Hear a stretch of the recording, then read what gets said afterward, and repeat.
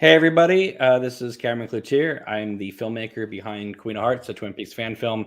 Today I am joined by my producer, Miss Madison Bates, also plays Annie Blackbird in the film, as well as Nico, who plays Agent Cooper. So we're going to be talking about Act 3, talking about the story and the making of it. But if you have any questions about any of the acts, but particularly Act 3, throw them out in the comments and we will address them. So first of all, I have to ask, how the heck are you both doing? Maddie? I'm doing great. Just, getting settled in Maryland. Well, I mean, it's been like a year and a half, so that's still getting settled, but been doing good. There's been a lot of music going on, and that will be some of that will be out in the next few weeks, so keep an eye out. Well, tell everybody about the Facebook page that they can join for the album you helped your dad with. If you look for Oleta Pearl on Instagram, that is where you can find it. It's OLETA and then the word Pearl. And then that's the name of the group. So I mean, it's just me and him. So yeah, but there is also a Facebook page. There's also a Facebook page because it got recommended to me. So oh great. Yes, you can search for Oleta Pearl. I don't know if there's something special you have to type to find it on Facebook particularly. But I do know how you can find it on Instagram. But it is an album that you recorded with your dad, which is really cool. Yes, part of one. But we will be recording more here soon, and then we'll release that, and then it'll all be released together as one big project. So if you guys like the overture that started Queen of Hearts, then be sure to check out Maddie's music coming out. Nico, for those of you who follow the Queen of Hearts Facebook page, Nico just got engaged. So that's exciting. It's very exciting. It's a big step, and I'm super excited to take it. Well, I got to tell you, it was just, we kind of knew it had to be coming eventually. You guys have been together for so long. Yeah. I mean, and I had to go big with the proposal. So, Exactly. Why don't you, while people are kind of coming in, why don't you kind of give the audience a taste of what you did, how you proposed? Oh, geez. Well, if people know what Dragon Ball, the anime is, and geocaching, like treasure hunting in a sense, location tracking with latitude, longitude, kind of merged that together. And I created a fake website to find Dragon Balls, which I personally scattered around our county. And then I had us go find them with her not knowing. And it was a daily thing. It was a daily thing. It wasn't like all one day. It's like each day. Oh yeah, definitely. Different one. Like every weekend, actually. It was like for 3 weeks. And while I was doing that, I also at work started playing with resin, and I created my own Dragon Ball and turned it into an engagement ring case. And we basically hiked this mountain in Big Sur or Garrapatta Park, and I took her to the highest spot. We laid all the Dragon Balls out, and I told her, I was like, I love you. You know how much I love you? I love you so much enough to create a website, a fake website, and scatter Dragon Balls around Monterey County just to get you right here. And she looked so confused. I said, because I need to ask you something. And I got down on one knee and I said, will you marry me, Nancy Brown? But then it started snowing. And then it starts snowing on us. And it doesn't snow in our county really at all. Mm-hmm. There's a point, I think I looked it up. There was a 0.2% chance in February that it was going to snow in Big Sur, and we got it.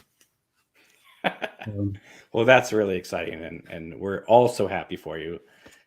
So yeah, I posted about it on the Facebook page because it's just exciting news, and I want to keep people, that's been following the film, because everybody loves you guys. So I wanted to let everybody know all the good things happening in your life.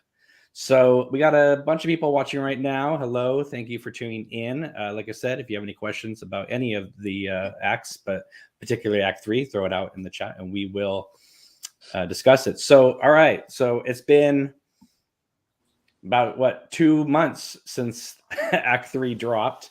We could have done this discussion earlier, but we wanted to save it for when Act 4 was about to come out. And if all things go well, Act 4 will be out tomorrow, which will be really, really exciting. So I definitely wanted to do this video before that happened. We had discussed about maybe talking about Act 3 and 4 together, but I think there's so much that happens in each one that I think it's important. And Nico kind of said we should do 2 different ones, and Maddie's like, okay, fine, we'll do 2.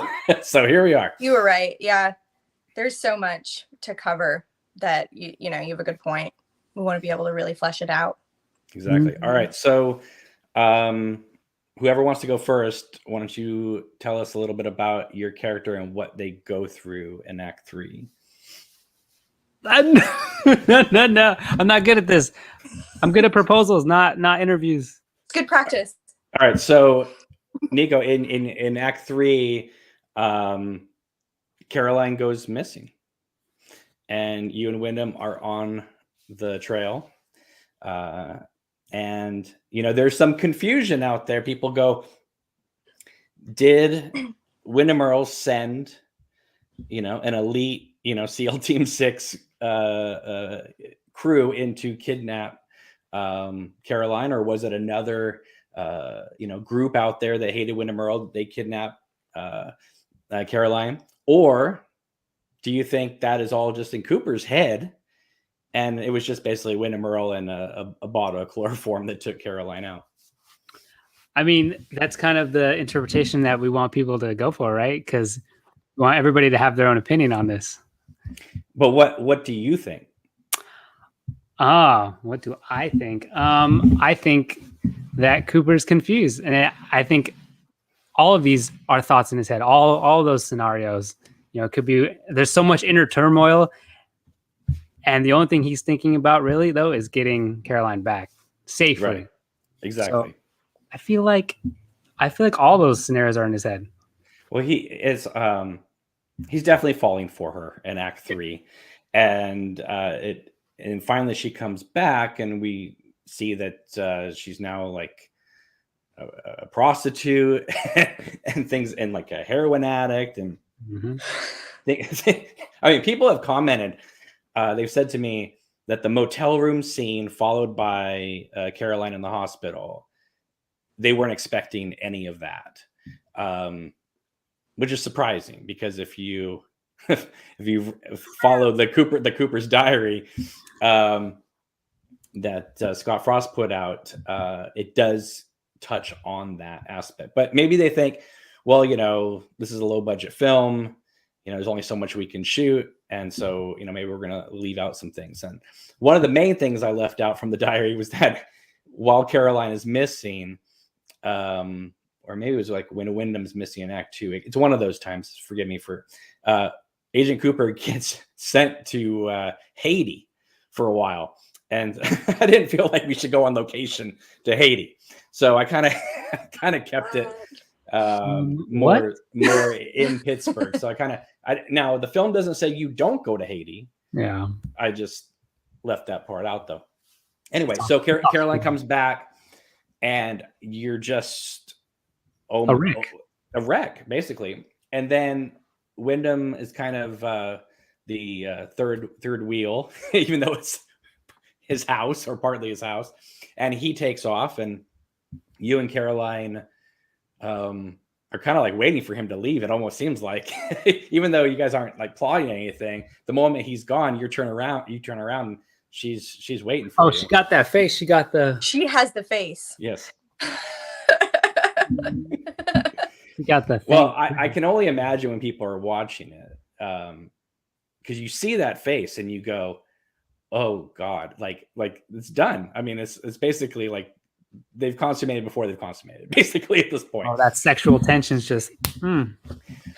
And then, of course, then you guys are in the woods playing around, and then you guys are making out. Which I have to say, that was the second day that you and Charlotte acted together. It was like 7 o'clock in the morning. Yep. And you guys were on the ground of the woods, totally making out. Which that's. It's like, hi, nice to meet you. Oh, yeah. And why did we have to shoot at 7 o'clock in the morning? Because in the area we were shooting, Maddie will attest to this as well. At 9 o'clock in the morning, it almost seems like a light switch is thrown on, and the whole town starts taking out their leaf blowers. And at 9 o'clock in the morning, the leaf blowers came out, so we had to get all these shots and stuff. And if you recall, I won't go into too much detail, but there was some dialogue that was also filmed at that time, and which we ended up not using, but that was also because of we had to beat the leaf blowers. But yeah, you guys shot that scene like the second day. Yep. After you'd shot one scene previous the day before, and then this next day you guys were on the ground on the woods making out. Oh yeah, Charlotte had no shame. She's like, I got my coffee right here. I'm gonna drink right before we do this scene.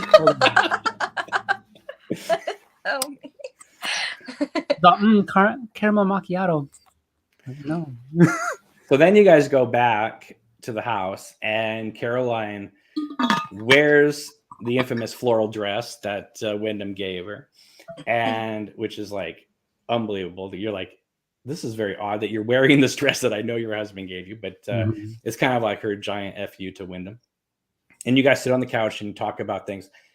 And then that is the moment where you get to break out the poem, the epic poem that plays such a big piece of season 2 towards the end.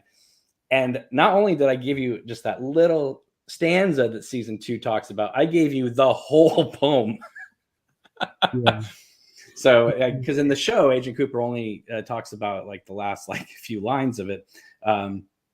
You had the whole thing. So, took a few takes, but we got it. And I think we got it. Just a few. But we got it. That's what matters. Just one more. Yeah, just one more.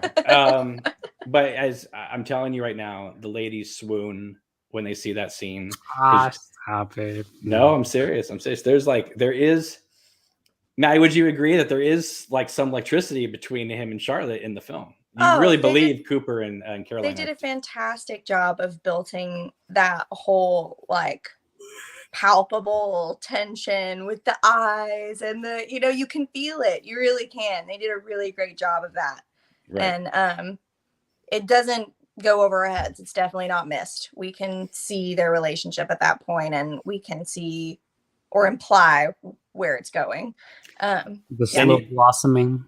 Yes. Exactly. Well, then you guys start slow dancing, which, by the way, we shot at 1:30 in the morning. Oh God, we were falling asleep.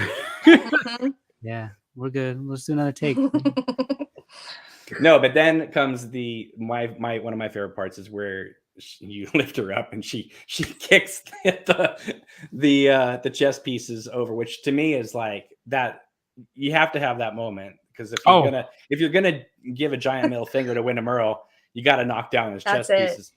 And we did two takes. We did 2 takes of you carrying Charlotte up the stairs.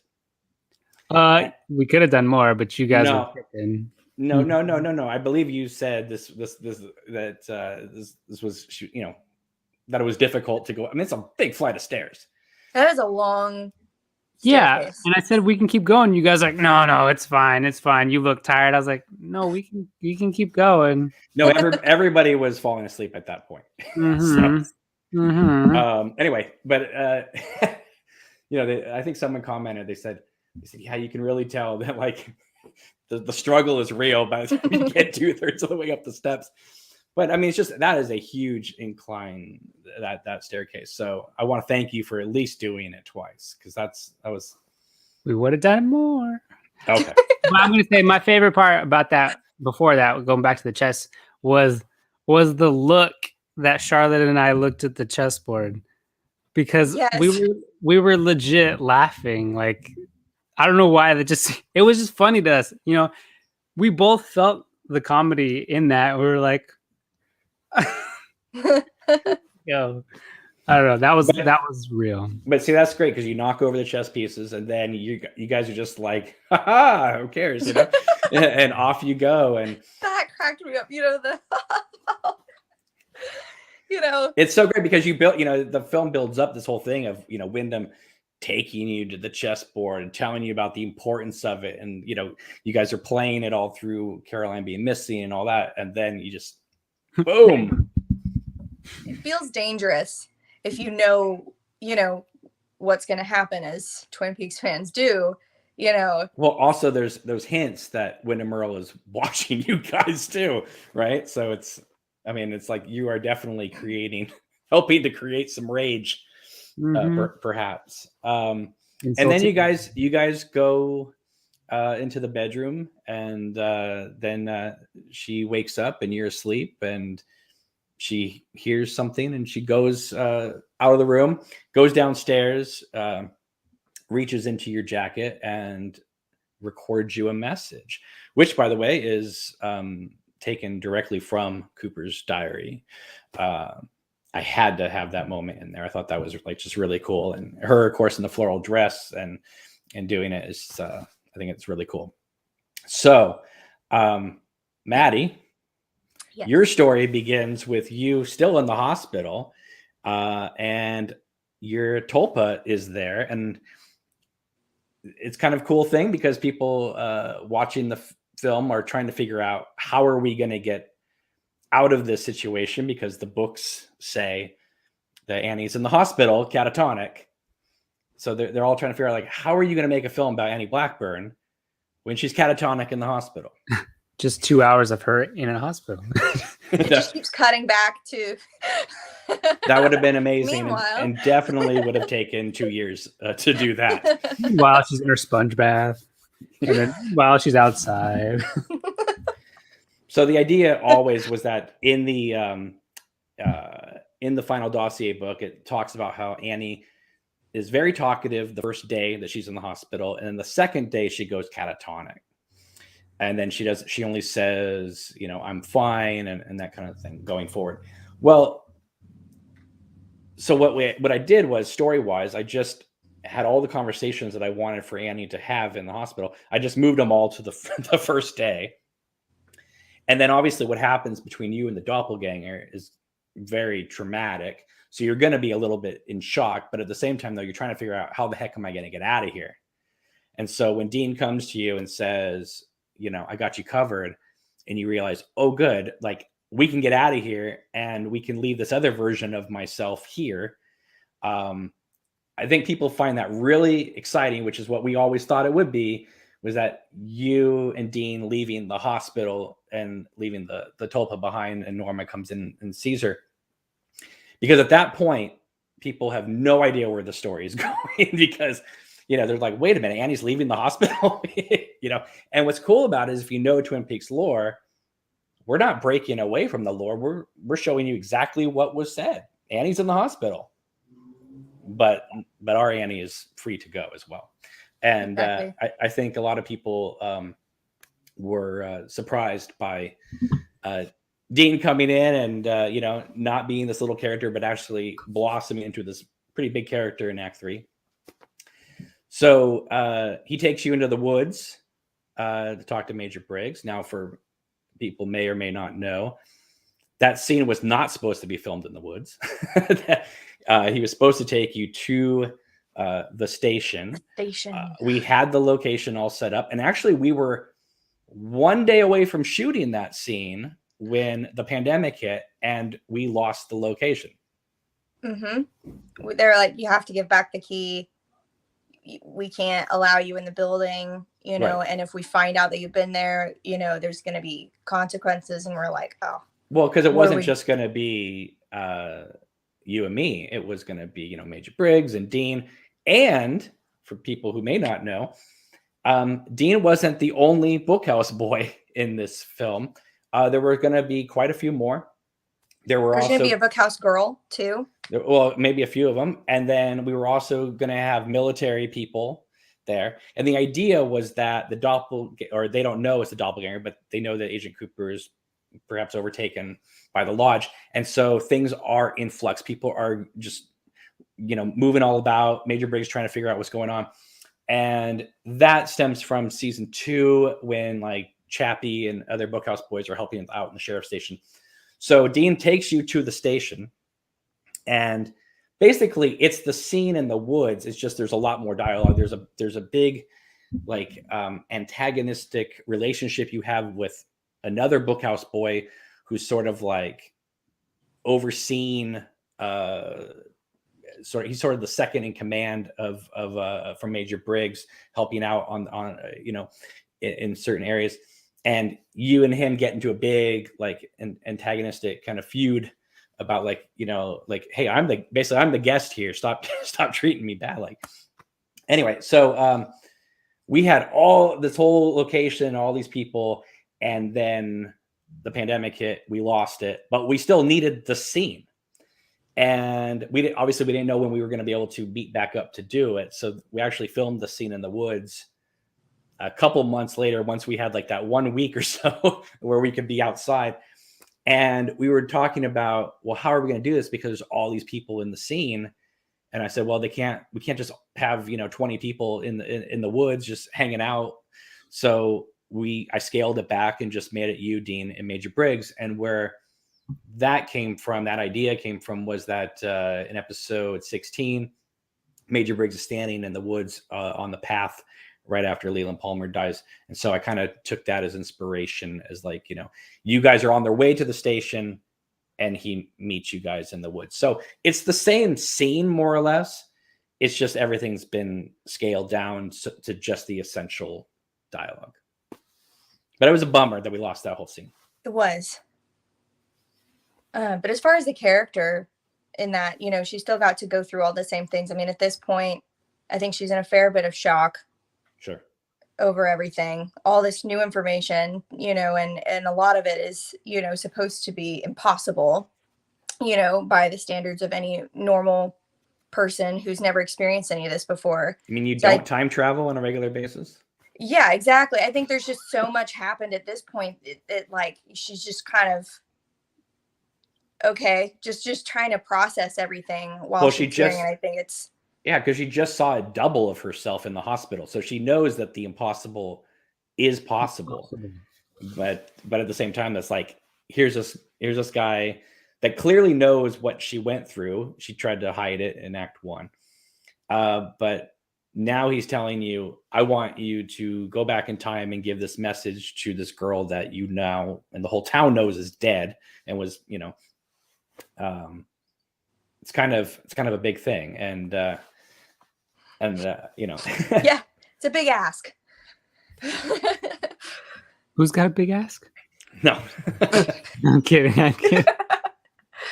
So then you run off, and I have to tell you, one of my favorite scenes of Act 3, and there's a lot of them, but one of my favorites is Dean chasing after you in the woods, and that whole scene where you're just like, look, I know you're a nice guy. I don't know you, but you seem like a nice guy.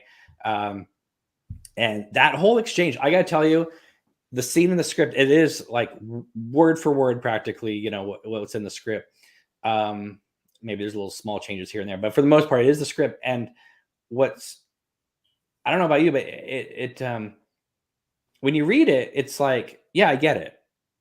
This is where she is. She's feeling like she's trapped. She can't go to the hospital. She can't go back to Norma's house. What's she going to do?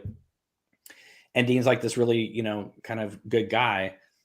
But when you see the scene, it's a lot more emotional than maybe I was thinking. And I guess it's maybe that chalked it up to one, good acting, but two, it's once you flesh out the characters, what is on the page, which makes sense, all of a sudden becomes a very meaningful scene. I mean, how'd that scene play for you? I think the running played a big part in it, because we were just over and over again running through the woods, to get all these shots and everything. And I think at that point you hit this level of almost like exhaustion, and you kind of break into the character naturally in that way too, because you're so focused on the physicality of the scene that you know, I think it pushes you further a little bit more emotionally. As it does, you know, any kind of, you know, physical exertion like running or anything like that, you're going to get more emotion from the immediate sequence that follows. And I think that was really great to see and to experience too while we were filming it. Also, I love the idea that in Twin Peaks, usually the women are very, tight sweaters and the skirts and all stuff, and you are running around in sweatpants and a PE t-shirt. Yep. Comfortable.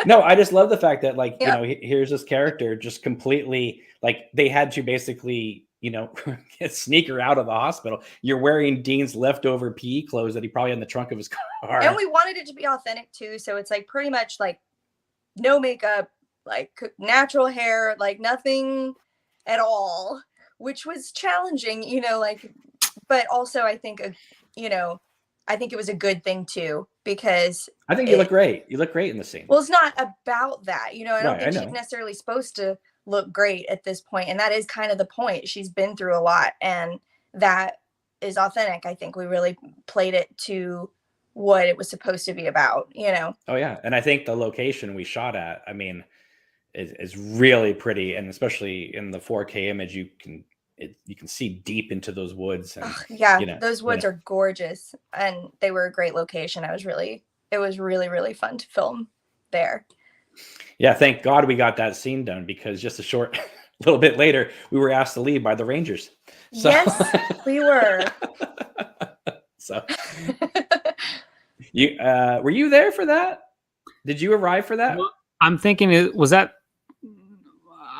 Did we get kicked out twice by Rangers? No, just once. Okay, then I was there. Okay. You were That's right. Why I didn't mention anything. I didn't say anything. No, but you were right about. I think you were getting ready to shoot, and then I was like, "Nope, we got to go." Wait, I was getting ready to shoot. Yeah, we don't want to talk. Oh, about it. Yeah. No. I'm not gonna say anything. What, my spoilers? I got spoilers. Pay me enough. Message me, DM. I'm just kidding. No, I didn't. I'm not gonna say anything. I'm not Tom Holland. With him, it's endearing, though. I will say that it's definitely endearing with Tom Holland. I know he got in a lot of trouble, but I can't ever be angry with him. Now,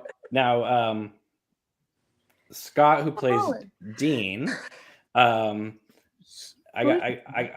lot. I don't know if you've read the comments, but Scott, who's not here, who plays Dean, he has a huge fan base. I gotta say, the comments. The ladies love the character of Dean. They're like, in my world, Dean is in Twin Peaks. He's canon. He's the coolest guy. I wish he would ask me to stay at his house. Like, they love him. So I'm really happy that character. I would agree with that sentiment. Yeah, I'm glad the character came off as good as we had hoped, because we just weren't finding the right person that was going to click. And was I almost Dean? Was I almost Dean? No, we weren't. No, but when we brought you in to audition, we brought in, there were scripts for both Cooper and Dean. And then once you got in there, Cameron, it kind of just decided. Like, Cameron was like, oh. Yeah, I don't even think I read you for Dean. Didn't. You didn't. I read Cooper. Yeah, that was it. Yeah. Mm-hmm. So anyway, but I like the fact that there are people that are really liking the characters. They're totally, now they're really past the idea of new actors playing these roles anyway for the recurring characters. And what makes me really happy is there's a lot of people out there who go, to me, this is canon, because we're not changing. We're not changing stuff. We're not saying, well, our way is the only way, is the best way. It's not at all. This film is just like a giant missing piece to the story everybody knows. So that's more seasoning for the main meat. Exactly. I got to tell you though, for Act 2, one of the biggest questions I get asked about Act 2, which, by the way, I have to say, why aren't people watching Act 2? Act 1 and 3 have like nearly 8,000 views, and Act 2 has 2,800. Now, I don't know how you go from Act 1 to Act 3. It must be something with like they're not seeing it, because it's not. I mean, if they watched it, they would have watched it. You know, you would see those views. It's not like it's not as liked, like, you know, because you'd have to watch it first. So, Right. you know, I don't know. There must be something with the algorithms. I would just blame it on the algorithms. There you go. There you go. Blame it on the algorithm. But one of the biggest questions I get about Act 2 is, what on earth did Caroline make for dinner? So now, do we want to discuss that real quick? Because I believe you made it. It was, yeah, okay, I made it, and originally it was gorgeous. I made this homemade. Just kidding. I'm kidding. I made this homemade pot roast. It's my mother's recipe with, you know, vegetables, and I make it in a slow cooker, and it's really, really good. But see, we had to film with it. So yeah, it looks gorgeous, like right when it comes, you know, out of the crock pot, which is when you're supposed to eat it. But hours later, after it's been like moved around and pushed around and like, you know, just sitting, like, yeah, it looks interesting. It was delicious. You didn't eat it, did you? Yeah. Oh, you Of did? course I ate it. I think he was the only one eating. Yeah, that's true. When Wyndham That's and Caroline are going back and forth, and you're like, this is delicious. Yeah, that's my favorite part. I was like, this is actually quite great. And then they're just like, Yeah. So But you're saying you actually liked it. yeah, okay. No. I'll say it because like, no, I got to choose my words very carefully right here. You don't. It had been sitting for hours. You don't have to choose your words carefully. No, Okay. wasn't it like cooking like the whole time though? Like on the stove? Yeah, it was cooking for, well, because I didn't want to, like, if they were gonna eat it, I didn't Right. want it to like lose temperature and not be safe to eat. So That would have been wonderful. We it was kill really everybody off. complicated. Okay, it was cooked for way too long, and it like It was, sat out. okay, It was, I will say it was good at the time, but I can't say that I remember it. oh, okay. Well, that's fine. you know. Forgettable is fine. I don't care. But I love when people say, like, you know, Caroline made this big meal, and then on her plate is like a couple pieces of well, and that had something to do with the actress as well. You know, I wanted to be respectful, and, you know, because, you know, Charlotte doesn't eat meat. No. Yeah, but what I'm saying though is it's just, it fits the scene so perfectly. Yes, that, and it you know, does. Well, you know, I cooked something. I mean, I made sure to make vegetables as well. No, but we took Not we that took she ate, because that didn't fall in line with what was going on in the scene anyway. So you know. right. What I'm saying is we took that and we used it for the characters. Oh, yeah. But it's just hilarious that wide shot of her just like pushing the food towards Wyndham, and you know, it's just, a lot of people tell me that the dinner scene is one of their favorite scenes, and we all knew There's when we so were filming. much unspoken communication. I mean, how could you not be just pulled into that? You know. Well, anybody who knows Twin Peaks and David Lynch stuff, I mean, family dinner scenes are definitely a big part. And I knew that scene, if we did it right, it was gonna work. And I think it came off really, really funny. It cracks me I up. think so too. So anyway, you and Dean are going back to Act 3. You guys are in the woods, and he says, you know, you can stay with me. And I love your line of, I don't even know you. Like, it cracks me up because like you give him this look of like disgust, like I don't even know you. Like, you're inviting me over. We haven't I think at this point she doesn't trust anyone. No, I know. But it just cracks me up. Just yeah, your facial, like, as someone who's editing your performance, when I see your face go, oh, like, it's just so funny to me. It's so funny, and you know, poor Dean. Yeah, but I remember at the time you were said to me, I don't understand this line where Annie says, Dean, I don't want a new boyfriend. You thought that was a very kind of odd thing that she would say, but I was like, well, this is a girl who, like, you know, hooked up with Agent Cooper the first day she got into town. Like, hey, she liked him. Okay, she I know. to be with him. In her Oh, words. yes, exactly. That's what the lines are. Yeah, I know. But you know, and now you have this guy, you know, that you met the first day inviting you to move into his house. So, but obviously, drastic measures call for drastic measures. So. Hey, she did something with Dean she didn't do with Cooper. She wore his clothes. Oh, wow. Okay. That's a big thing. That's a big thing. Ask any relationship. That's a big thing. Well, she didn't have any clothes. She had a sweatpants and a PE shirt. Tomato, potato. Yeah. All right. So you go back and you're kind of hanging out at Dean's house. And then there's the scene where he comes in, tells you that Major Briggs is dead. Now, I do want to clear something up. We talked about the scene at the station.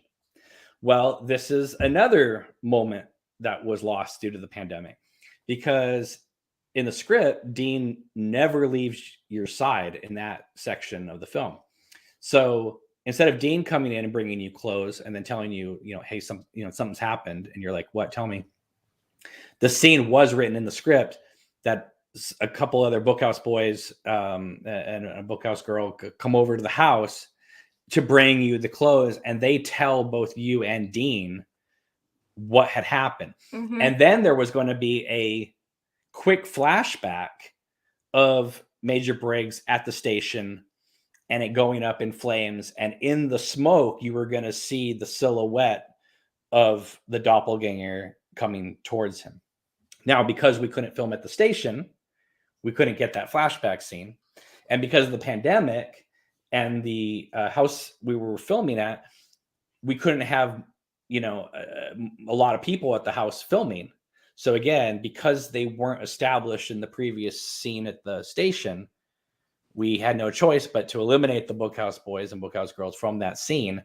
And I rewrote it so that it was Dean coming in and telling you.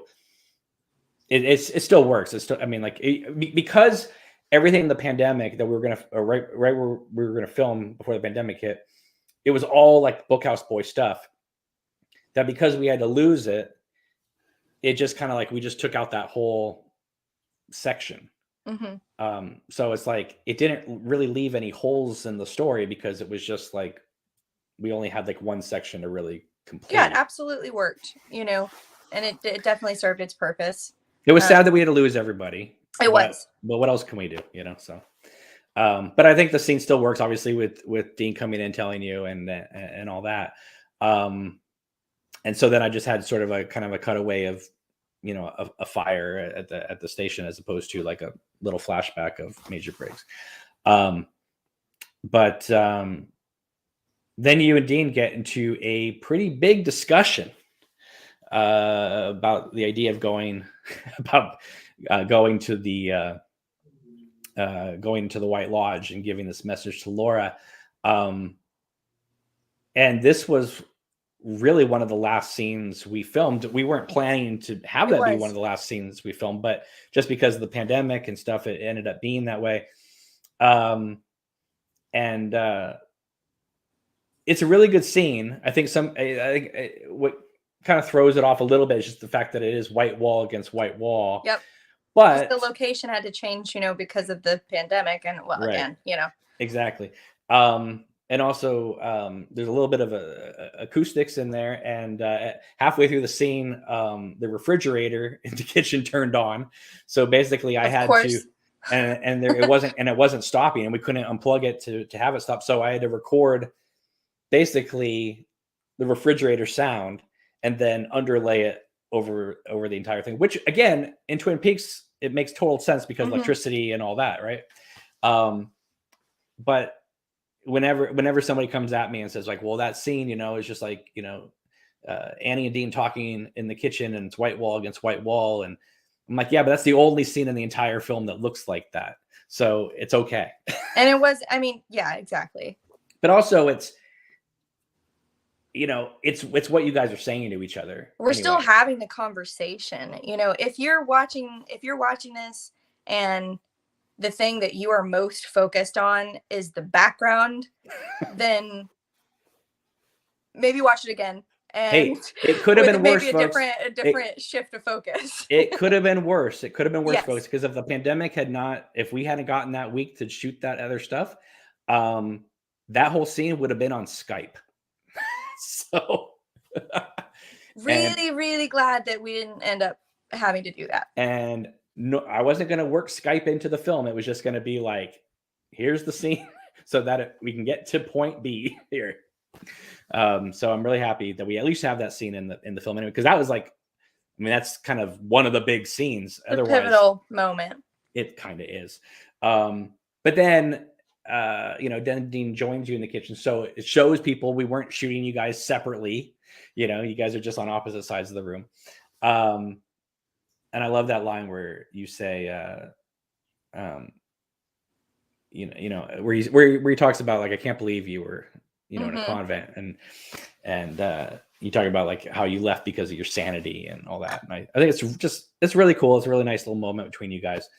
And then while Cooper and Caroline are in the woods, people are kind of surprised. You lay your head on Dean's shoulder, and it's like, to me, it's not necessarily a romantic thing. It's more of just a human thing, because I mean, you're Trust. about to. Your trust, I think it's trust. Is totally, and you're about to risk your life, and this is a big thing. Then it cuts to how the act ends with you coming out, and you've tried on this dress that Dean has brought you, and he's asleep in the bed. And for those of you who have seen the outtake, he actually did fall asleep, by the way. Well, I had to wake him up because he was snoring. I love the fact that you slap him. You slapped him awake. I love that. He's quite a heavy sleeper, and he had started snoring, and I was like, I would just let him sleep, but we're gonna catch that like on the sound, and so I had to like wake him up. Well, absolutely. But then you tell him goodbye. You lay down in the bed. You look at the fan, which again, fans are a big thing in Twin Peaks. You say the prayer that Annie says in the woods with Wyndham Earle as she's being taken to the Black Lodge. And that's the end of the act. Now, I think it's time that we talk about what we lost, because that scene is not in the script. No, that was. So do you remember it? If you do, I'm going to let you say what was the scene like, because okay. It's like, so if that's fine with you, it's totally fine, because we've people have seen Act 3 now. So you and Dean are talking about in the kitchen. We're gonna go first morning in the morning to Jack Rabbit's palace, and I'm gonna go into the White Lodge and give this message to Laura. Whatever happens, happens. Okay, so then it fades up. It's or I don't know. It's like maybe a couple scenes later, but it's the next morning. And I'm gonna set it up. You and Dean are in a car, and there's a lot of Bookhouse boys, basically in motorcycles and other stuff, like driving you or escorting your car to the woods. All right, so I'm gonna let you talk about. So before she goes into the woods to risk her life, or to, this thing that she's terrified and, has been leading up to it. She doesn't know how she's going to get through it. She wants to dance. Well, hang on a second. First of all, you get into you get into a big argument with the lead Bookhouse boy. True. Because he's going over with you the map of where you need to go. And finally, you guys get in such a heated kind of thing that you're just like, enough of this. If I'm going to do this, I'm going to do this on my own terms. And you just start like rocking out in front of everybody. Everybody just thinks you're like, what is going on? And you just start dancing like crazy, because Annie talks about how she's terrified in the show. She says she's terrified of public dancing.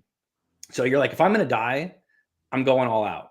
And so there was the scene of like all these guys, motorcycle guys and gals, standing around about to go into the woods, and you're just like fully like taunting them and like mocking them and like just rocking out. Then after that, they surround you in a circle and basically escort you into the woods as a perimeter. You're in the middle. They escort you in. And then as you're going through the woods, one by one, they were going to start disappearing or getting killed or something. And then I won't go. I'll leave one aspect out, but basically, you realize that the Black Lodge is taking out everybody because it knows that you're getting closer. And at one point you are completely alone. Everybody else is gone, and you're running through the woods, and you're looking around, and it's like you're totally alone. And you say the prayer, and then that's basically where it would have blacked out for Act 3. But again, because of the pandemic, and we had to lose all the other Bookhouse Boy stuff, that entire huge sequence was eliminated. We didn't even shoot any of it. And I rewrote it so that you basically tell Dean. Yeah, goodbye. I had this idea because of, the situation. I had this idea, and I was like, well, what about this? What if it's, and, I gave an idea of what if it's more, it has to be more intimate. And so then, okay, then we make it intimate. We make it about the sheer emotion of it. And, if it's got to be just Annie and Dean, then we could make it more about that and about, processing everything. And so then you wrote out this scene, beautiful scene. And I actually really like how it ended up. I really like the scene that ended up in it, because you get to see a vulnerability, and you get to see a connection between the two characters, and it's a very intimate. It's kind of raw. It is. It's raw, it's intimate, and it draws you in, and it's quiet. So here this is so where I was coming at from a creator. I said, I don't want to ever watch this film and go, oh, we had to scale this back because the pandemic. I did not want the pandemic to win over the film, because we were already going to have to make adjustments in here. So I said, if we're going to remove this scene, which is kind of a big scene in the script, I mean, it's a few pages, and we're going to replace it. It can't be a watered down version of what we were going to shoot, because then we would be going, oh, well, this is sort of the tepid version of what we're going to shoot. And we'd always be sitting there kind of going, well, we had to do this because of this. So instead of making a big scene, I wrote just a very small, intimate scene, and it totally works. Especially in the placement of everything, Sure. and everything to come. I think it works very, very well.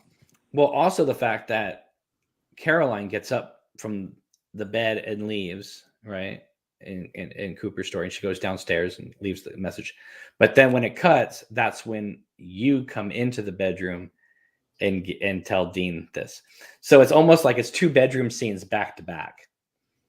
And also the fact that you in the woods saying the prayer, I think would have been really cool. You on the pillow with your hair all like that, and you looking up at the fan, it's magical and haunting. And I look at it now and I go, no, this is the way it was supposed to be. I agree. It was the calm. It's the calm before the storm. Exactly. Thank you. Yes, it is. It is. So we lost this huge scene, which you'll be able to read in the script when I put the script out. And I do like the scene. The scene does work in the script, but I think that what we shot, in terms of some people have commented the fact that Queen of Hearts, what surprises them is that how emotional it is, and how raw it is at times. And I like that a lot. both of your stories have moments where you're just like, wow, we've never really seen these characters in this situation where they're allowed to be, no offense, because I love Twin Peaks, but they're even more human in this version of the story. Well, it's the before. Well, Yeah. for at least for the timeline with Wyndham and Caroline and Cooper. I mean, this is the before. Right. Before Cooper's kind of hardened himself. But then you have Annie's character, who is she's gone to hell and back before the film is even begins, and your character has one hell of a journey. And now that Act 3 is out, Acts 4 and 5, we're now coming down the mountain, and everything's going to start kind of coming together. Snowball. Basically. Oh yeah. Basically. And I think by the time you get to the ending of the story, you're going to feel very, very satisfied. But like I said, Act 4 comes out tomorrow. It's interesting how each act is very different than the others. Act 4 is no exception. It is very different from the others. But if you followed Acts 1 through 3, it's going to make perfect sense. As much just as go rewatch 1, 2, and 3 tonight. Yeah, especially Act 2. Please get those. Watch them all through. Yeah. Well, after Act 5 comes out, this is going to be a lot of fun. I've decided on this. When Act 5 eventually drops, that night, the same night, the entire film is going to drop as one video, and it's going to go live so that people can comment while it's on. So it'll premiere basically, because by that time everybody will have seen the whole thing, or and then those who don't, who want to wait for the whole thing, because believe it or not, there are a lot of people out there that are waiting for the whole film to be done before they watch it all. Which I understand, but I have to say I do like the way it's cut up with the acts. It's a lot of fun. Otherwise, you guys would be waiting until like this long to see any of it. So. Mm-hmm. And I said 2021 on the damn poster, so I wanted to make sure that we at least got some of it out in 2021. But what about you guys? Reactions? People like you guys say anything to you about this, or that I know? I sent it to my cousins, and they were big Twin Peaks fans, and they want to know. They obviously want to know what's going to happen next. And well, you guys tell them. Well, both of you. I mean, nobody else but Kyle MacLachlan and Heather Graham have played these characters. You're the only two actors right now that have ever played Cooper and Annie, apart from the people in the show. So I think that's pretty cool. Yeah. But if you guys have any questions about anything, throw it out in the chat, and we'll talk about them. Emery says, I like how the ending of Act 3 goes. It was a great scene. I remember when I gave you the scene, you said to me, that's it? Because I think you expected Annie to talk in a big monologue or something like that. Oh, to talk longer. Right. Explain more. But I think it's better with less said and more expressed, if that makes sense. Well, what else could she have said in that moment? When you watch the scene, it's exactly. Like you say I feel like you say everything that you could have said in that scene. I mean, I wish we just had Maddie rocking out on the pillow. That would have been great. Rocking out on the pillow.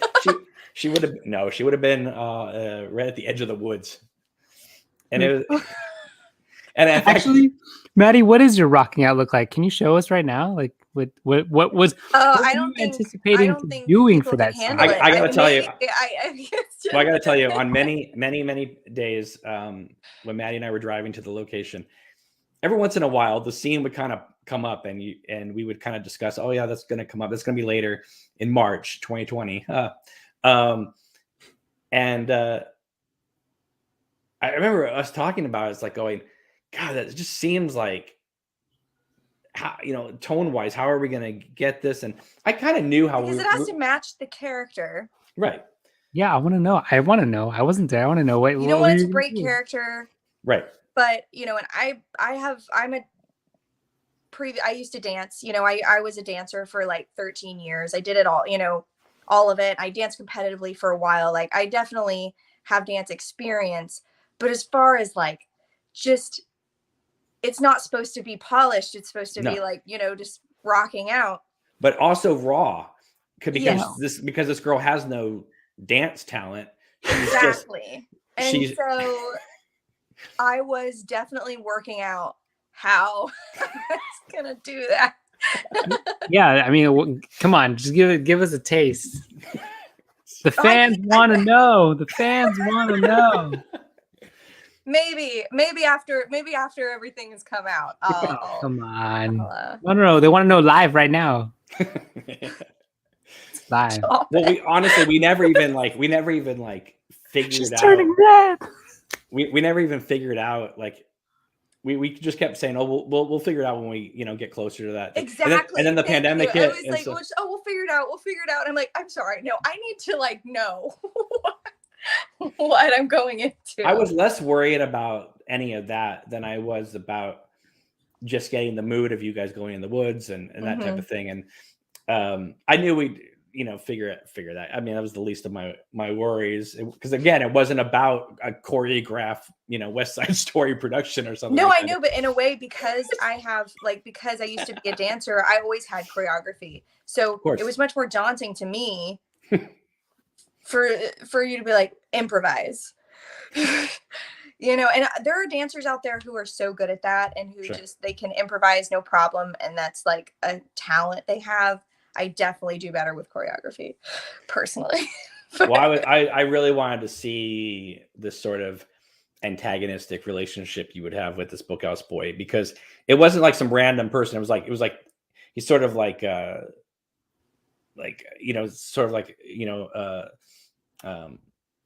oh God, what do you call those guys? I'm trying to think of antagonists. No. He's sort of like he's not military, but he's like militia kind of guy, that type of thing, Oh, like a hillbilly militia? No. But like conspiracy theorist militia? No.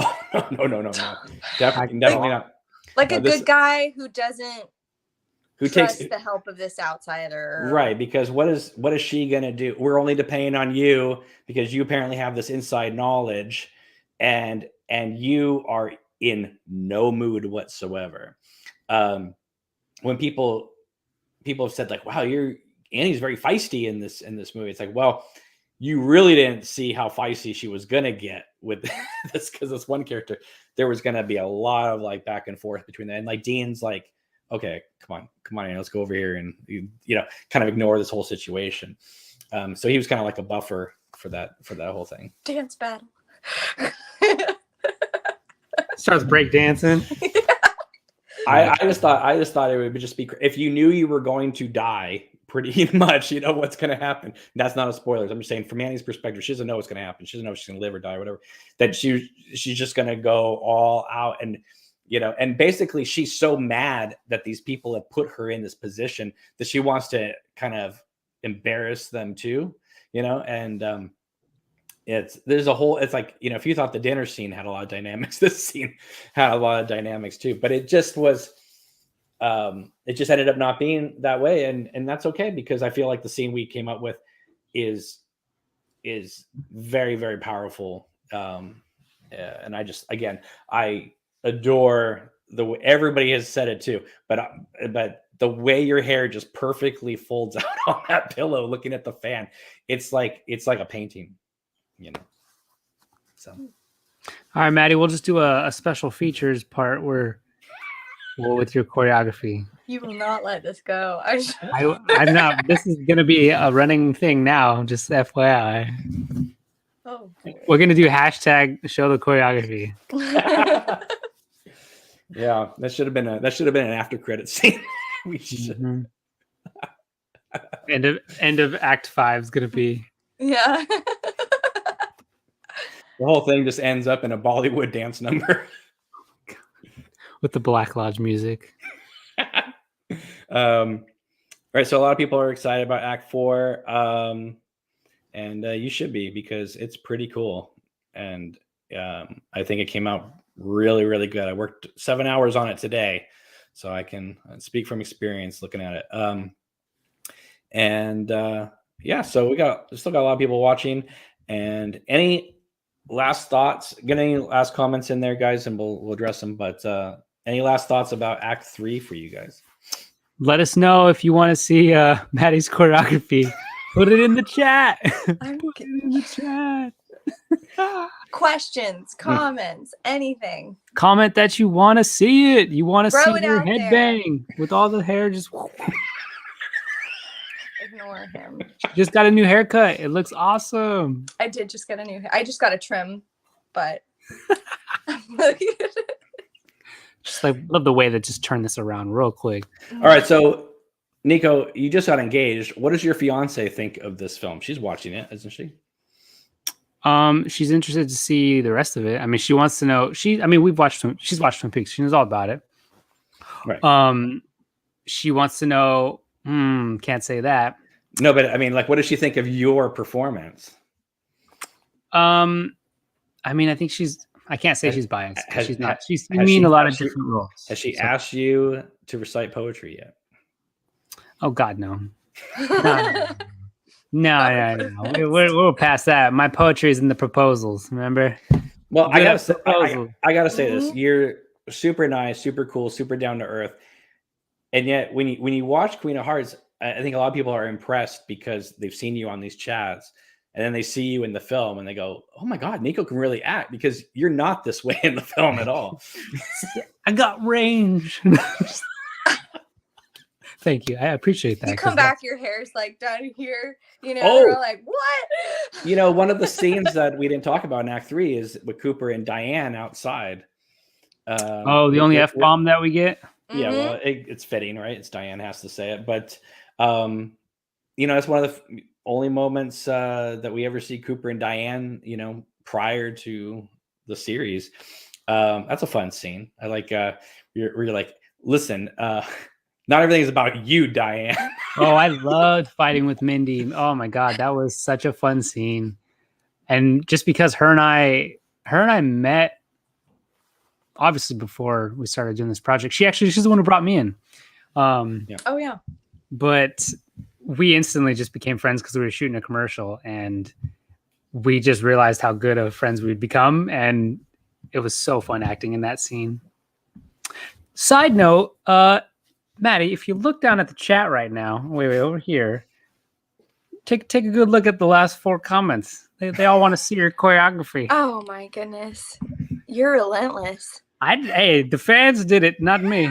I just threw. You started it.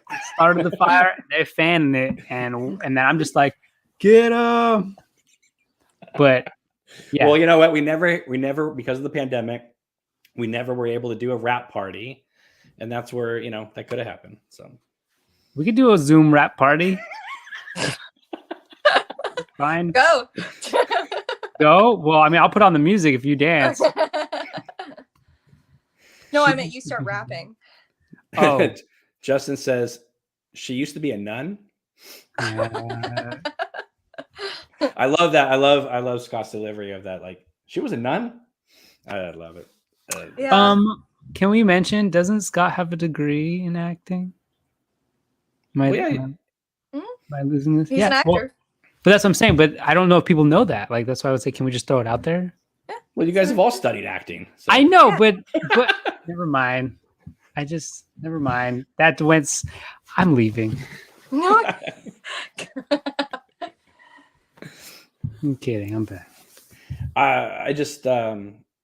I'm just so happy because I think as people can see, obviously from watching 3 acts now, I can't believe we actually pulled this off. I know you guys haven't seen acts 4 and 5, but if you liked 1 through 3, trust me, you'll like 4 and 5. And because the actors, my God, Maddie, I can't believe we had so many ups and downs, but we got all the right people. They all came in, they all delivered. And I think there was only one replacement. Are we talking about like you? midway through production, like after we had like majorly started filming, I think there was only one person that we had to recast. We're like, oh, we gotta find Major Briggs. and it ended up being the best thing that ever happened. No. We also lost Dean. And yeah, I didn't know if you wanted me to, yep, there was a but I'm talking about once we really started like filming. Well, wait, who we hang on a second. Hang on. Because most of the cast changes were prior to. That's what I'm saying. I'm saying there was only one hiccup like throughout filming that gave us this awesome actor performance that ended up just like totally stealing the show, and everybody loved it. I just got to say that don't give Larry a big head. he was on Twitter for like a few weeks, just like retweeting everybody's comments, like you Twin Peaks fans are the best. So I'm so glad we need to get him on one of these. Yeah, I'm sure he'd love it. He'd love it. And then you guys would really see how different he looks in real life, because like I see pictures of him now, and I go, "Oh my God, that's Major Briggs!" And it's just so when he said, because we lost the actor who was playing Major Briggs, and we had to find someone else, and so he said, "Well, I can do it," and he looked nothing like Major Briggs to me. But then once he got the haircut and and clean shaved and put the suit on, it was like, there's Major Briggs. But at that point, we're just like, we just need someone to play the part. And I'm so glad he stepped up, because my God, I can't even imagine what the film would be like without him. Line readings, because we had to make sure that it was good. Sure. Because we can't just put people in these. We want it to be good. No, so but we were 2 weeks away from shooting with Major Briggs. We were panicking. A little, not gonna lie. We were like, okay, we really gotta find this guy. Exactly. And but when he stepped up, and I gotta tell you, we shot the scene of him visiting you in the hospital, and we did a couple test shots of him coming around the curtain like he does in the film, and I was just like, oh my God, that's Major Briggs. Like I was in shock, because once he put the suit on, and I took a picture of him and I took it over to him, and he went, "Oh my God, like it looks really good." So after that, he was like totally on board. So, but I just can't believe that, like, it's just, the film became something so much more than like we knew it was going to be good, but obviously we weren't planning for a worldwide pandemic, and we weren't planning on releasing it as acts, and we weren't prepared to have to wait months and months to do the sound work, and all that. And here we are releasing it, Acts 4, March 2022, and we were shooting this in 2019. It's crazy. So, my wife just said, "Listen, the next film cannot take this long." I said, "I know." It wasn't meant to be. But we had so many stop starts before you guys even got involved. And I remember one time on set, we were reminiscing, like, God, if this film had taken off at any of those earlier times, both of you wouldn't have been involved with the film. And who knows what it would have looked like then. So, so in a way, while I was very frustrated for the longest time, because it just wasn't coming together, I think it's very clear that it had to come together with all of us. So your next film, Cameron, are you writing me and Maddie parts?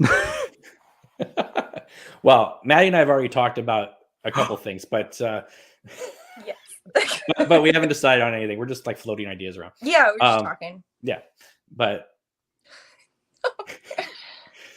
all right. Listen. If we decide on something, I'm gonna see myself you forget I was the producer too. I mean, like he's talking to he's just talking about ideas and stuff, not necessarily like. Listen. I didn't forget that. I just didn't say it. Well, we were talking about doing a film with Nancy as the lead role, and what? Hold up.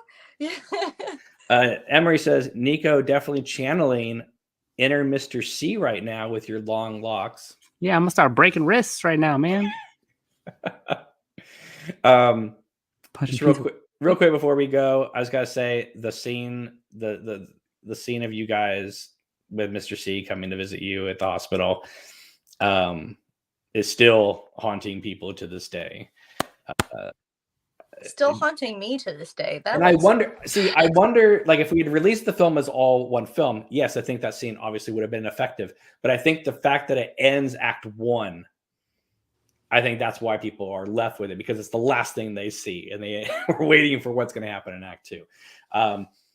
We had discussed prior, Maddie and I, about like, are we going to release this in acts, or should we just release it as one film? She was encouraging me to keep it one film. And I agreed with you a lot.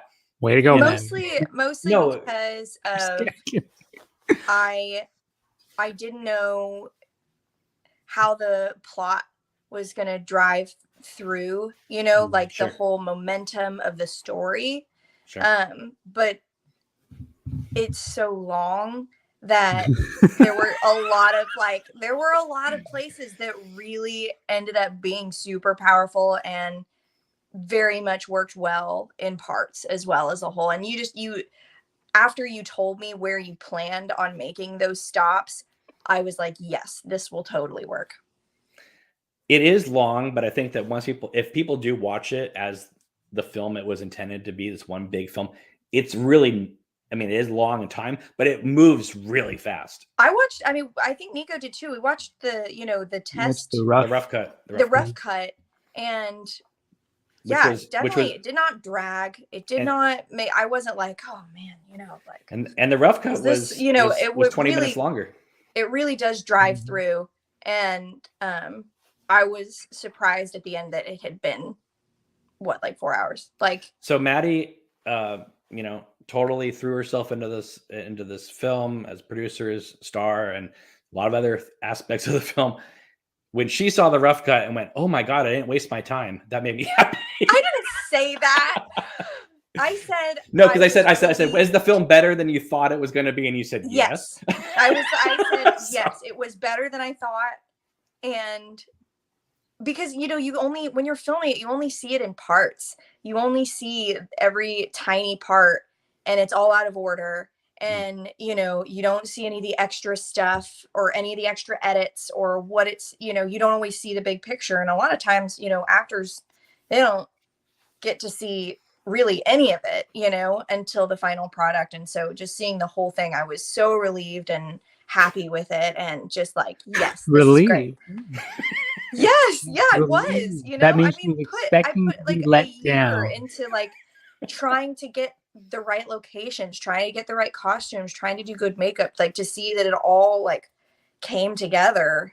Totally. I think we were also I was going to start singing "Come Together," but I think we were also under, maybe you weren't, but I was under a lot of pressure, knowing that this wasn't going to be your run-of-the-mill fan film that someone makes and puts out, because of the up and down struggles, and because of the Twin Peaks community, how a lot of people were super supportive, and there were other people who were super wanting this film to fail. It was like, oh, they're still around. Well, I know that, but what I'm saying though is, we knew we had to bring 110%, because we knew whatever we put out was going to be scrutinized under a microscope, and we were going to get penalized by the whole fan community, good or bad. And so that really, like, if we had just like made this without anybody knowing about it, maybe we would be like, oh, let's do our best. But because we knew that there were people really wanting to say terrible things about this film, we knew we had to make it great. So, and I couldn't have done it without you guys. So, because I think about, what could have been, what this film could have been, and it's always comes back to me, it would have been inferior. No matter how much I put myself into it, without your guys and everybody else's talent involved in the film, it would have been not nearly as good as I had wanted it to be, because you guys were wonderful and perfect. Well, I'm glad you're happy with it. Oh, yeah. Oh, I'm more than happy with it. Good. That's what you want. I'm glad you're relieved. I'm very relieved.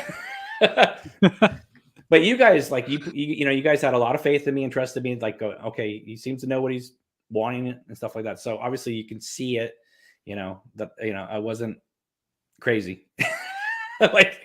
I did have a vision of what I was looking come for. on, you need a little bit of crazy sometimes. You do. Especially with stuff like this. Like making Nico carry Charlotte up the flight of stairs. So we could have done it more times. Now, in the script, Wyndham and Caroline's house is not. Well, it doesn't really say either way, but I always pictured it as like a one-story house.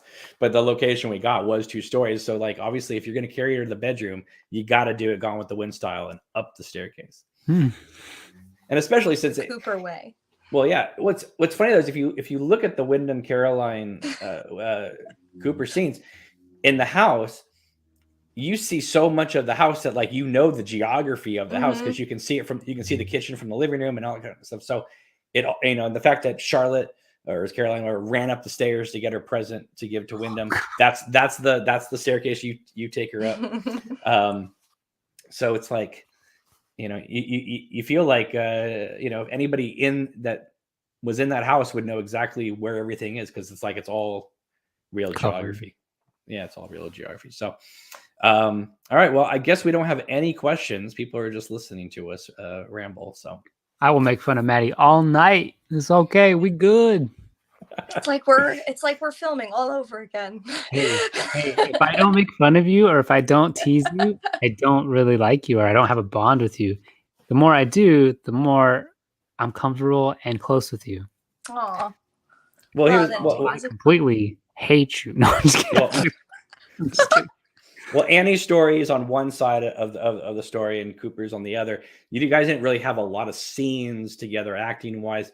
So no, but because I was the producer, I was there, of course, all the time. Hair, costume, hiding behind couches. I will give a small preview for Act 4. You will see Nico wearing Cooper's underwear in Act 4. Is that supposed to entice people? I think that's going to drive people away. You're the one that posted I opened up my Facebook, I don't know, was it a year and a half ago? It's like, Nico just uploaded a new picture, and I clicked on it, and it's you in a mirror wearing a thong, and I was like, what the? No. That's not a new photo. That's been circulating. That's a throwback. I will explain that because I was in the Full Monty. Okay. And I played Kino, the stripper that causes them to actually go be like, we can be strippers.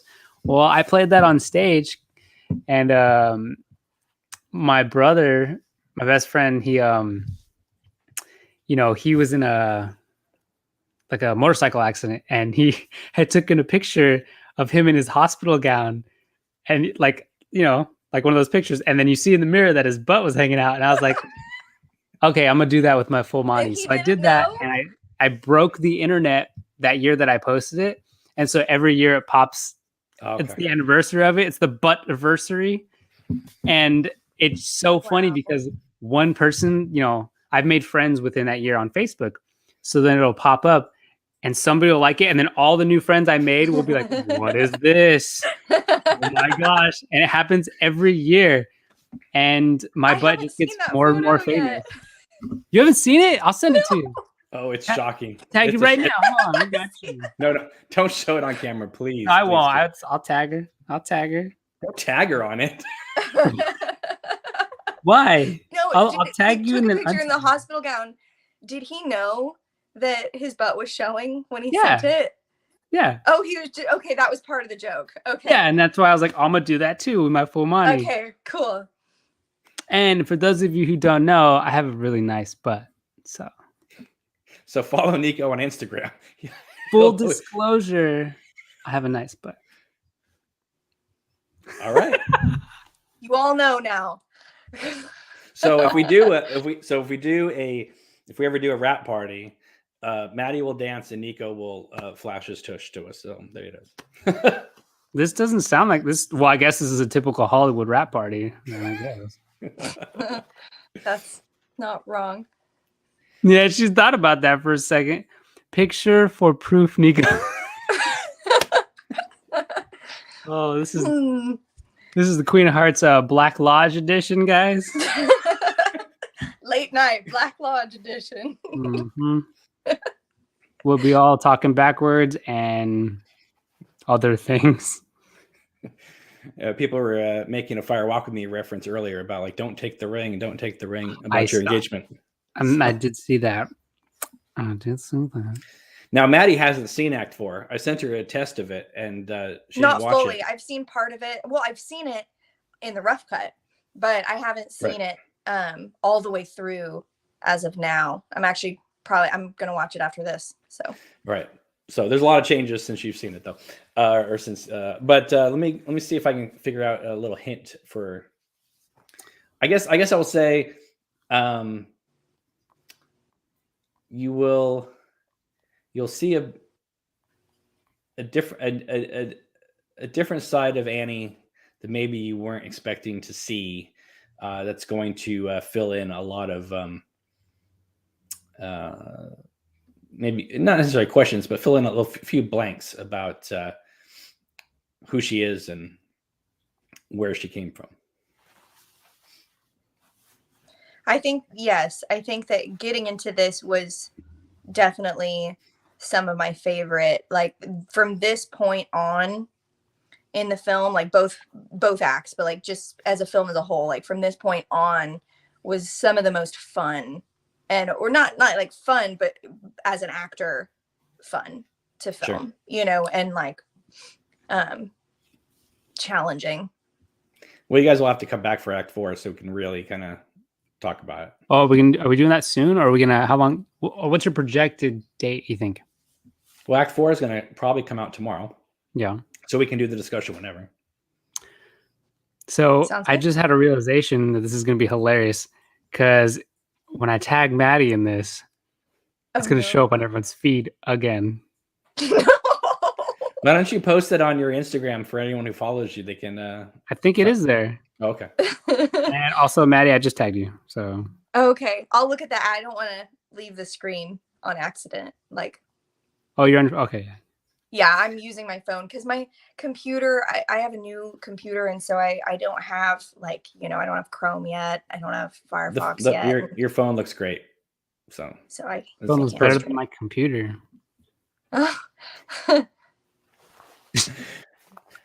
Just saying it. All right, so it's wrap an it. So wrap us out, guys. I don't want to keep you guys forever. So, Emery says definitely need more Maddie and Nico. So, Queen of Hearts 2. Here we go. No. Hey, don't tease that. Don't even. You're gonna start something. I mean, we'll do it, but I mean, just we're gonna need an actual. We're gonna need a crew. And please again, like, hey, like I said, it's not like we went into this going, we're just gonna do this ourselves. I mean, we did try to get a crew. They just didn't show up.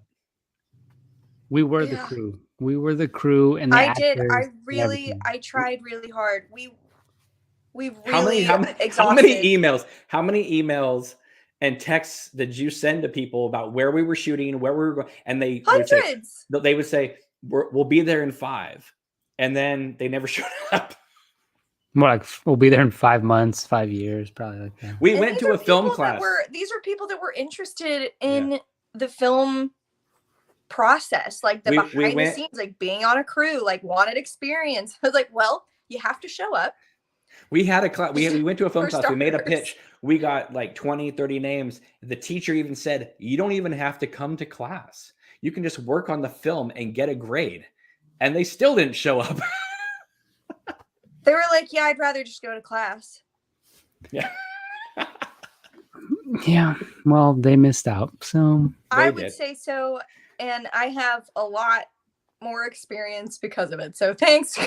Thanks, guys. Look, they missed out, and then it trickles down to now they won't see my butt picture. Like, that's their loss. Well, what I'm hoping though is that, once the film is totally out, that, there's a lot of people that gave us, because when we were trying to cast it, we got a lot of people going, why would we want to be involved in, this like little fan film type of thing? Well, now obviously we worked with so many people that hopefully, they'll go, oh, we should have been a part of it because look how cool it is. So. A lot of people that needed to learn what post-production was. Like we're not just throwing raw footage on the screen. Like there's like, there's professional work being done on it. Like, I just wish, well, I don't wish. I mean, in hindsight, everything worked out the way it should have. But sure. I agree with you. I'm sure some people have watched it or heard of it that are like, oh man, that would have been fun to see it through. Nico? What are you looking at, Nico? A special guest. Okay. I thought you were looking like up at your screen. I was like, are you getting notification after notification about your not about yet. your butt That is picture? not soon, probably. It's either a cat or Nancy. Hi. Oh, hello. Hi. Hello. Congratulations in virtual person. Oh, thank you. Thank you. Well, I can't see them now. There's a glare. Okay. If you don't mind me asking, will there be a wedding or are you guys keeping it low key? Well, there's no date for the wedding yet. We just got engaged. They just got engaged. If you got engaged, should never have a wedding. We didn't think that Well, far. some people a lot of people like to go to the courthouse, and not Hell do no. anything. No. That we ain't doing nothing. I ain't doing that. Nah. Okay, so there will be a wedding. Yes. Yes. Very cool. That's exciting. Yeah. Sometime. So Nancy, Whatever. Act 4 of Queen of Hearts will be out most likely tomorrow, so you'll get to see Yay! your guy on the screen again. No spoilers. I don't think she was spoiling. I just got a notification. I knew it. I thought I could have sworn when you were looking up that they were just rolling in. So Nancy, I have to ask you, what do you think of the film so far and Nico's performance? What do I think? I'm totally biased. I think I told you. I did not say that. That's what he said. Totally great. I love it. It's been really great so far to watch what you put out. So cool. And now we get to see what Nico was working on for so many months. Yeah, all those late night coming home. Man, same. With Hey, as late as you guys got home, I mean, I would drop. Maddie was getting dropped off around midnight, and then I had to drive back to my house. Midnight? Are you kidding? Or Those sometimes- were on like early days. Oh, that's true. 2 o'clock in the morning was a very common time to get home. Yeah, but also that is true. But then I had to wake right up and go to work. Yes, you had to wake up and go to your multiple jobs and still put everything into this. So it's not like I necessarily had it easier. I'm not saying that. No, I don't. I'm not trying to be like, oh, mine was harder. I'm just saying we all did some pretty tight schedules. It was definitely a lot of hard work. Absolutely. Emery in the chat says hello, Nancy. So Hi. can you show us the rock? I took it off because Just kidding. no, it's just slightly big. It's slightly big. Wait. I will say I did not mess up on the ring size. What happened was she gave me the ring size of the other hand. Ah. Yeah, so I don't know why It varies. From Yeah, exactly. She's got deformed fingers. Let's just say it out loud. I just kidding. No, it's okay. Mine are too. Like my ring finger like curves like this way. So yeah. They both kind of like wrong hand. Sorry. It's hard to navigate. The camera's flipped, but I see it. Curves like that way. I'm weird. Whatever. I just want to let you guys know that we are still live to the entire world right now. Everybody can know. It's cool. I'm open about it. Yeah. Well, come on. We're showing everybody how different we are from our characters. Wait. Excuses, Nico. Hey. Go get the rock. They're a couple minutes behind our chat.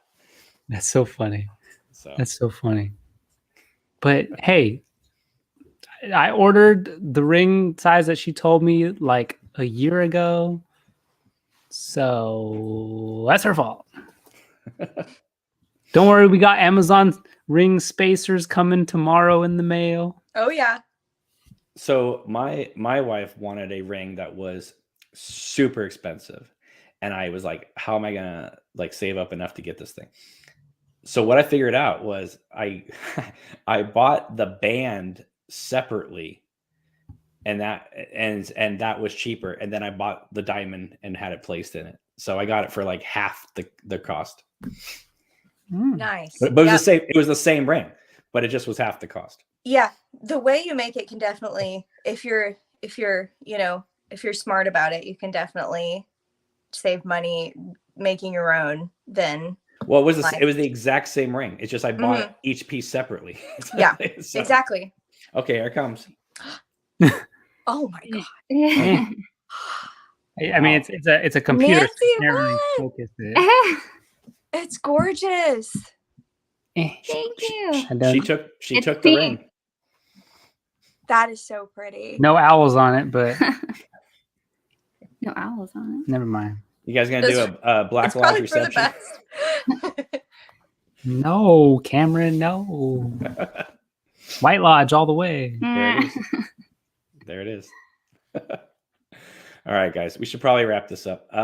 I've said that probably 5 times now, but Nancy, it's great to see you. Nico, wonderful to see you guys. And Maddie, always a pleasure.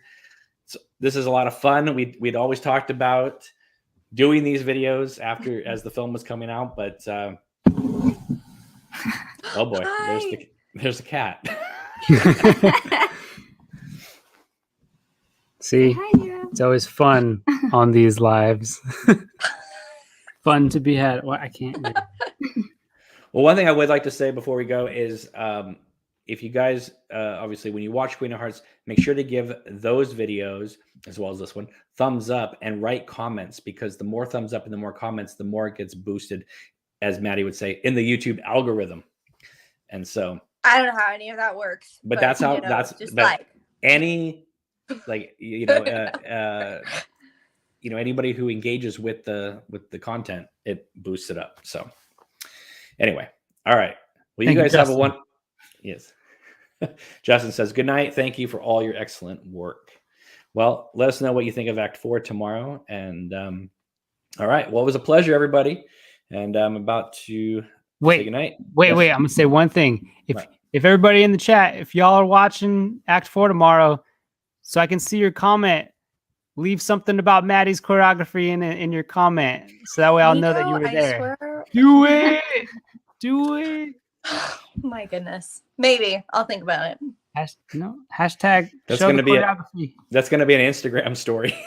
Oh, it is. I'll just upload one of the, dance solos I did when I was little. Call it a day. Can't wait to see. Do it. Emery says, Nico, I got you, bro. So, and says it was great seeing all of us together. And I agree. Thank you so much, guys, for watching us live as well. It's always a pleasure. You. And all right, well, we will see you next time. Make sure to give this video a thumbs up, subscribe to this YouTube channel, follow them on Instagram. And all right, we will see you soon. Take it easy. Have a wonderful night. Take care. Bye-bye.